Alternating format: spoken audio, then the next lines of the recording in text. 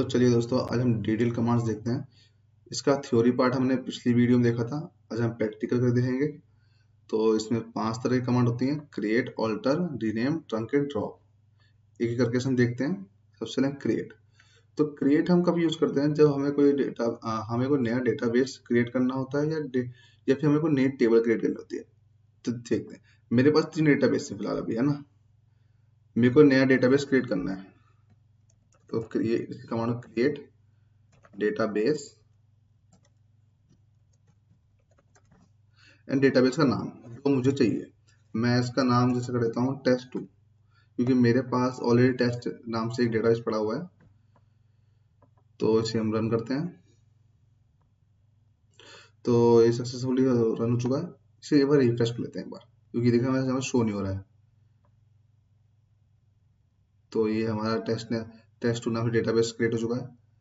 अब इसी तरह से हम टेबल भी क्रिएट कर देते हैं। उसकी कमांड होती है क्रिएट टेबल एंड टेबल का नाम। ठीक है, लेकिन उससे पहले हम एक चीज करते हैं, हमें किस डेटाबेस में किस टेबल को क्रिएट करना है। ठीक है ना, क्योंकि डेटाबेस को हम बाहर थोड़ी करेंगे, हम डेटाबेस के अंदर टेबल क्रिएट करते हैं। तो सबसे पहले हमें उस डेटाबेस को चूज करना होगा। ठीक है, तो उसका उसी कमांड होती है यूज। हमें किस डेटाबेस को चूज करना है? टेस्ट2 को। हमें इसके अंदर का टेबल क्रिएट करनी है। ठीक है, तो ये पहले रन कर देंगे हम। तो सक्सेसफुली रन हो गया। ठीक है, देन हम क्रिएट करते हैं टेबल का। हाँ ठीक है, क्रिएट टेबल का नाम। जैसे मैं कर लेता हूँ एम्प्लॉय। उसमें कौन कौन से कॉलम रहेंगे? जैसे एम्प्लॉय आईडी, का डेटा टाइप हम करते हैं वेयर केयर, उसकी रेंज मैं कर लेता हूँ 50, employee name varchar, range हम करते हैं 100 एंड सिटी, इसकी भी हम करते हैं वेयर केयर। ठीक है, देन इसे हम रन करते हैं। तो देखिए, अभी फिलहाल हमारे पास कोई टेबल नहीं है इसके अंदर। ठीक है, इसे हम रन करते हैं या रिफ्रेश करके चेक लेते हैं एक बार को हम, कोई टेबल है कि नहीं है। देखिए कोई टेबल नहीं है। इसे रन करते हैं तो सक्सेसफुली रन। इसे रिफ्रेश करते हैं तो देखिए हमारे पास एक टेबल रेडी है एम्प्लॉय नाम से। ठीक है, इसके अंदर कितने कॉलम है हमारे पास?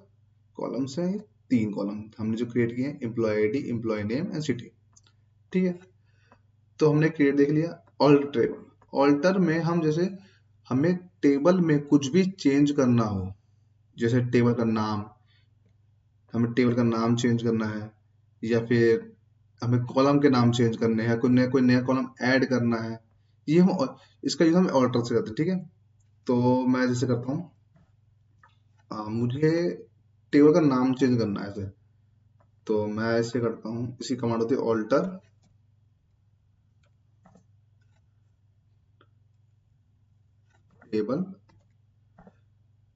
टेबल का नाम, एम्प्लॉय, मुझे क्या नाम करना है उसका, मुझे क्या नाम करना है? तो चलिए रीनेम टू, क्या नाम मुझे रखना है? मुझे रखना है एम्प्लॉय, मुझे नया नाम ये रखना है। एम्प्लॉय की जगह मुझे ये नाम चाहिए। ठीक है, रन करेंगे हम, सक्सेसफुली रन। रिफ्रेश करेंगे बार तो देखिए जो हमारा एम्प्लॉय टेबल थी उसका पहले नाम हमारा था EMP, अब क्या है? एम्प्लॉयज। ठीक है, अब देखिए इसमें रीनेम भी हमारा इंक्लूड हो ही गया है। तो अब हम सब ऑल्टर टेबल का एक और यूज देते हैं, हमें कोई नया कॉलम ऐड करना है ऐसे।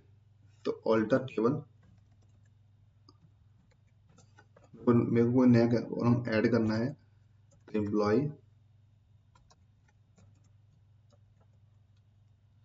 जैसे कि मेरे पास 3 कॉलम है, employee ID, employee name and city. मुझे अब मैं भूल गया कि मुझे इसका फोन नंबर भी ऐड करना था। तो उसके लिए हम करेंगे ऐड फोन, उसका डेटा टाइप क्या रहेगा?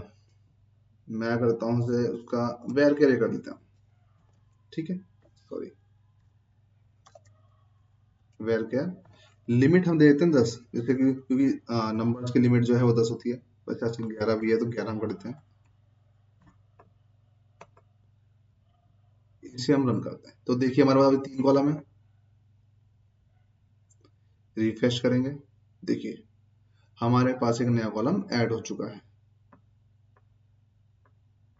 इसको हम चेक करते हैं, select star from employee, employ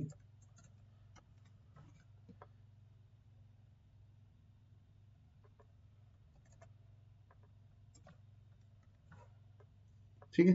देखिए हमारे पास इसमें कितनी टेबल्स हैं, employee ID, employee name, city and phone, जो हमने अभी अभी क्रिएट की है। ओके,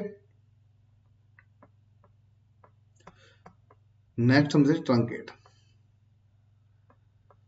सो ट्रंकेट क्या करता है, अब देखिए हम ट्रंकेट के लिए मुझे डेटा चाहिए होगा, तो मैं दूसरा डेटाबेस का यूज कर लेता हूँ, क्योंकि मेरे पास इस डेटाबेस में कोई डेटा नहीं है, तो मैं टेस्ट डेटा, मेरे पास पहले से डेटा पड़ा हुआ है, मैं उसका यूज कर लेता हूँ।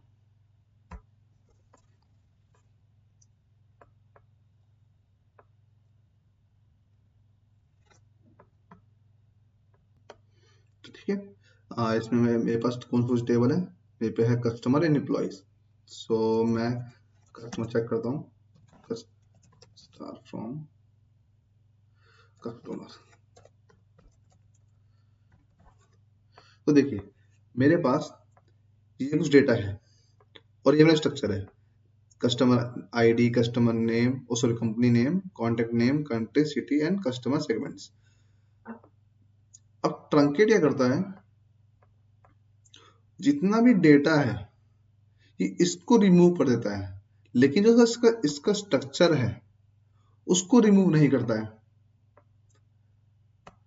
ठीक है। लेकिन और ड्रॉप, ये दोनों ही जैसे मान लीजिए, लेकिन ड्रॉप क्या करता है, ये पूरा ही डेटा को अपडेट करता है स्ट्रक्चर के साथ में। तो देख लेते हैं हम कैसे।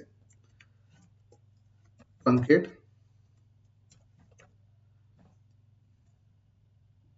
टेबल का नाम क्या, हमारे टेबल का नाम क्या है, कस्टमर। तो देखिए जब भी हमें किसी भी टेबल का सिर्फ डेटा डिलीट करना होता है और स्ट्रक्चर को नहीं करना होता, तो हम ट्रंकेट का यूज करते हैं। तो मैं इसे रन करता हूँ एक बार, ये रन हो चुका है। ऐसी बात देखिए, डेटा डिलीट हो चुका है लेकिन उसका जो स्ट्रक्चर है वो डिलीट नहीं हुआ है। लेकिन अब हम ड्रॉप का यूज देखते हैं, जब भी हमें पूरी टेबल डिलीट करनी हो तो हम ड्रॉप का यूज करते हैं। जैसे अब मुझे तो इसमें स्ट्रक्चर नहीं चाहिए, मुझे पूरी टेबल डिलीट करनी है, तो फिर क्या करूंगा मैं, तो एक बार डेटा वापस इसमें वो डेटा डालते हैं हम, ठीक है। मैं वो डेटा वापस डालता हूँ, फिर आपको अच्छे समझ में आएगा।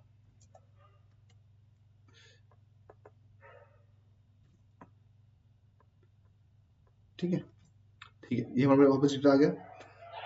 अब मैं आपको दिखाता हूँ ड्रॉ करके, कि ड्रॉप टेबल, ठीक है, और टेबल का नाम, किस टेबल को मैं ड्रॉप करना है, मुझे कस्टमर टेबल को ड्रॉप करना है, तो उसका नाम, इसको रन कर देंगे। तो देखिए सक्सेसफुली हो गया। वापस हम इस टेबल को हम चेक करें, तो देखिए ये हमारे पास टेबल एग्जिस्ट ही नहीं करती। तो ट्रंकेट हम कब यूज करते हैं, जब हमें सिर्फ टेबल का स्ट्रक्चर को रखना हो और डेटा को डिलीट करना हो। ड्रॉप हम कब यूज करते हैं, जब हमें स्ट्रक्चर के साथ साथ डेटा को भी डिलीट करना हो, ठीक है।